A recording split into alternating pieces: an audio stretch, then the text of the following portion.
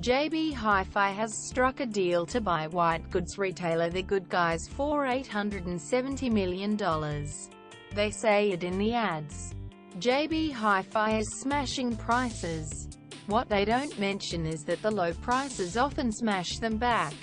First it was in music. That was a giant money maker for JB until the market shifted underneath them. No matter how many times they stuck a new, cheaper price sticker on their CDs, they couldn't sell them. JB needed to change, and it did.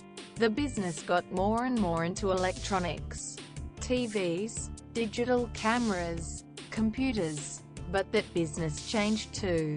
Prices just kept falling and falling until it became quite hard to make profit. Instead of buying a laptop these days, many people buy a tablet. The cheapest one at JB costs $99, less than the average young person might spend on 1 month's phone bill. But JB is a talented retailer. It knew what it had to do. It introduced small appliances into JB stores, and at the same time, started opening JB home stores that sell large appliances. It makes sense. Aussies spend a lot more on appliances like kettles and ovens than TVs, as this next graph shows.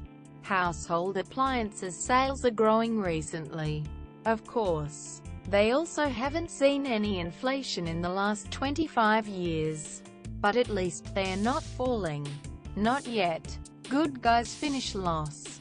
JB has doubled down on its appliance strategy by buying appliance retailer The Good Guys. Some people are worried about the market power of the combined entity, meaning prices go up.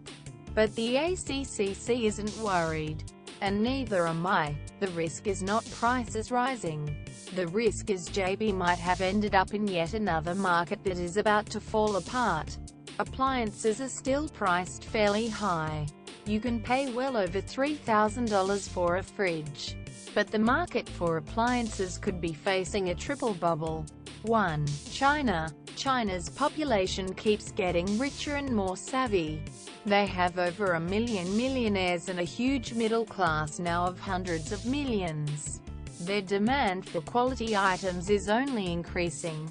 They might be able to do to white goods what they already did to clothing and electronics. Make them very, very cheap.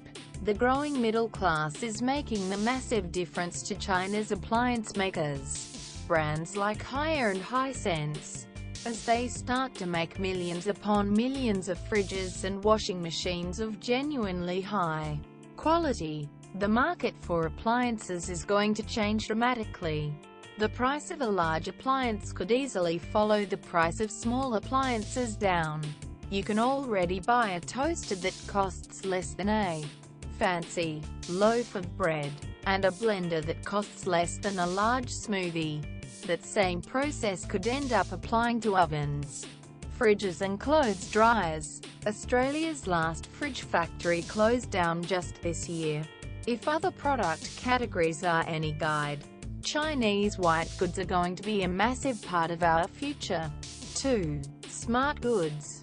The top end of the market for appliances is full of silicon chips. The manufacturers like to believe that in the future we will all want fully integrated, internet-enabled homes. But the more time goes by, the more that seems like wishful thinking on their part. Remember when Google paid $3 billion for Nest, a company that made an internet-enabled thermostat?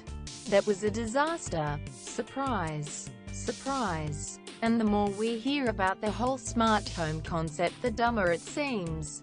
My light switch is currently downloading a software update from the internet so I can't turn my lights off.